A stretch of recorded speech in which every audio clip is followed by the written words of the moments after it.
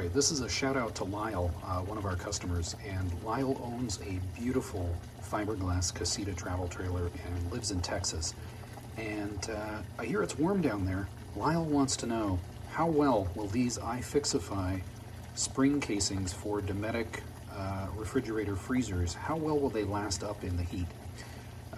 So I figured let's test it out. So obviously pot of boiling water here. Let's drop it in and see what happens. How long do you want to give it?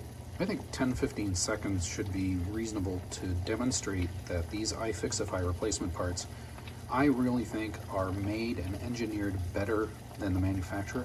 They're also made right here in the United States.